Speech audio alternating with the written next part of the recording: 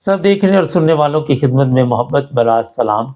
जब से social media आम हुआ है, होता ये है कि शोहरत हासिल करने के लिए हम हर गलत, ठीक और जो भी कदम उठाना पड़े हम उठा रहे हैं कि किसी तरह हम मशहूर हो जाएं, लोग हमें जानना शुरू कर दें, हमारे फॉलोवर इतने हो जाएं, हमारे सब्सक्राइबर इतने हो जाएं। और यहाँ पे ये मैं बता देता हूँ कि कई जगह पे तो बिल्कुल ही तमाम हदूद को पार कर दिया जाता है। आज का ये प्रोग्राम बड़ा अहम है। एक वीडियो मेरे पास मौजूद है जो सोशल मीडिया पे चल रही है। वैसे तो हमारे पाकिस्तान में उलमा जो हैं उनकी नज़र है हर जगह पे होती है, मगर कई जगह पे, अक्सर जगह पे वैसे वो आंधे ही हैं, नज़र नहीं आता। जहाँ उनके इख्तलाफात हैं या जहाँ वो किसी को पसंद नहीं करते, वहाँ वो आंखें हर वक्त खुली रखते हैं और उनकी कोई कमज़ोरी ना भी हो मगर अपना काम करते रहते हैं। रजब भट्ट आप सबके इल्म में है, ये जो सोशल मीडिया पे एक टिकटॉकर भी है, यूट्यूबर भी है। पिछले दिनों इसे गिरफ्तार भी किया गया था, इसकी शादी थी और कोई शेर का बच्चा और कोई असला इसके ऊपर डालकर तो इसको गिरफ्तार भी किया गया। लेकिन आज जो मैं बात इसके मतलब बताने जा रहा हूँ, जो वीडियो मैंने देखी और जो प्रोपेगेंडा या जो भी आप कह सकते हैं इस वक्त दोनों तरफ से चल रहा है, रजब भट्ट की तरफ से भी और जो वकला हैं वो भी इस पर बातचीत कर रहे हैं। अगर उसे अदालत में पेश किया जाता है तो उसका इल्ज़ाम है कि ये मुझे मारना शुरू कर देते हैं। इस तरह की वीडियो मैंने नहीं देखी, लेकिन बयानात की हद तक अभी तक जो बात है मेरे तक पहुंची। अब हुआ क्या है ये मैं बताना चाहता हूँ। हुआ ये कि ये साहब नमाज पढ़ रहे थे और नमाज की बेहुरमती इसने की, और वो वीडियो जो है इस वक्त सोशल मीडिया पे भी है। और जो वकला हैं वो ये दावा कर रहे हैं कि इसे 10 साल तक की सज़ा हो सकती है। पाकिस्तान में जो कवानीन बने हुए हैं गुस्ताखे रसूल या तौहीन मज़हब 295C 298C, वैसे तो उसमें जिन लोगों का रगड़ा निकालते हैं वो ज़्यादा अहम नहीं है, मगर जो इसमें असल में बात जो मैं बताना चाहता हूँ वो ये है कि यहाँ पे उलमा नहीं बोले।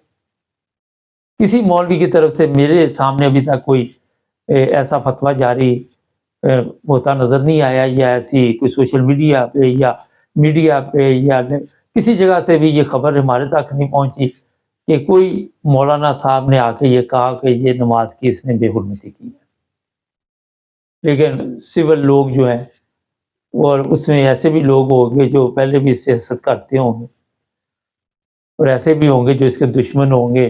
कई किस्म के लोग होते हैं जो फिर मैदान में आ जाते हैं, वो पहले बहाने की तलाश में होते हैं कि ये बंदा ज़रा हमारे काबू आए, और जैसे ही वो काबू आता है फिर आपको पता ही है कि जो चीज़ें नहीं भी होती वो भी उसके ऊपर डाल दी जाती।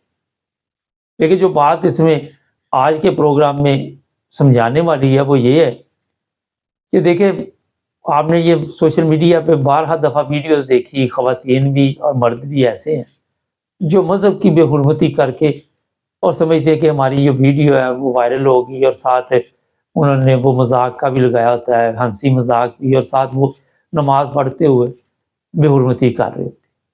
ये बड़ा ही अफसोसनाक मकाम है और अफसोसनाक चीज़ें हैं। आपके पास इतने बाहर ऑप्शन है, आप जो मर्जी करते हैं, लेकिन जहाँ इबादत है वहाँ पे इस तरह का काम नहीं करना चाहिए। कभी किसी जगह से इतला मिलती है कि अपनी टिकटॉक बनाने के लिए ये साहब ये काम कर रहे हैं, ये कर रहे हैं। अब रजब भट्ट है, मकबूलियत है, लाखों रुपये है, और जहाँ तक उसकी अपनी हालत है वो आप सबको नज़र आ गई होगी, जिस तरह उसने पानी की तरह पैसा बहाया और जिस तरह उसने बताया कि मैं बहुत बड़ा यहाँ पे किंग हूँ। और उसके बाद पुलिस ने पकड़ लिया, और पुलिस वाले ने ये भी, जब इसे पकड़ा तो उसने ये कहा, चल भट्ट गेला घूंढ दूंगा, तेरी बारी आ गई। ये हालात इंसान जो होता है जब उसके पास दौलत आती है, एक तो गरीब आदमी के पास दौलत आ जाए वो काबू में नहीं रहता, जिस तरह गाड़ी अनाड़ी ड्राइवर के काबू में नहीं ना रहती, बेकाबू हो जाती है, वो फिर कहीं ना कहीं टिका देता जाके। अगर किसी कमज़ोर के पास दौलत आ जाए वो मुसीबत बन जाती है, उसके लिए तो जो बनती है दूसरे मोहल्ले वालों के लिए बन जाती है, रिश्तेदारों के लिए बन जाती है। किसी کمزور کو طاقت مل جائے وہ مصیبت بن جاتی ہے دوسروں کے لیے، وہ طاقت کا نجائز استعمال کرنا شروع کر دیتا ہے۔ یہ رجب بٹ جس طرح دولت کا نجائز استعمال کر رہا تھا وہاں سے اندازہ لگایا جا سکتا تھا کہ اس کو شاید اس نے پہلے یہ دولت نہیں دیکھی تھی، آپ بھائی ہے تو اس کو پرواہ نہیں، اور یہ سمجھ رہا تھا کہ میرے پہ یہی وقت رہنا ہے، ہمیشہ اسی طرح ہی میرا بول بالا رہے گا۔ یہاں جو ٹک ٹاکر بڑے بڑے، اب نام میں نہیں لوں گا، وہ 1 منٹ میں وہ چابی گما دیتے ہیں، پروگرام سادہ لفظوں میں شعر افضل کی طرح بڑھ جاتا ہے، ہر چیز وہیں کی وہیں سٹاپ ہو جاتی۔ آپ بڑا اچھا کام بھی کر رہے ہوتے، کوئی غلطی ہوئی انہوں نے چابی گما دی، ختم۔ پچھلے دنوں کئی ٹک ٹاکر ہیں وہ سڑک پہ آگے وہ خود ہی گفٹ جو تھے کرتے تھے، ایک دوسرے کو گیم ڈالتے تھے 2 نمبر طریقے کے ساتھ، جو ہمارا قومی کھیل ہے 2 نمبر، اور تو قومی کھیل ہمارا کوئی رہا ہی نہیں، یہی 2 نمبر ہی گیم رہ گئی ہوئی ہمارے پاس۔ اسی میں ہم نے ترقی کی، 2 3 4 5 6 10 نمبر 100 نمبر، جو جتنا بڑا 2 نمبر ہو کام کرے گا اتنا بڑا وہ کنگ ہوگا ہمارے یہاں، جتنا بڑا فراڈی ہوگا اسے ہم کہیں گے جناب یہ بہت بڑا کنگ ہے یہاں، اور بلے بلے شروع ہو جاتی، کوئی بھی غلط کام کر دے اس کے بعد بلے بلے شروع ہو جائے۔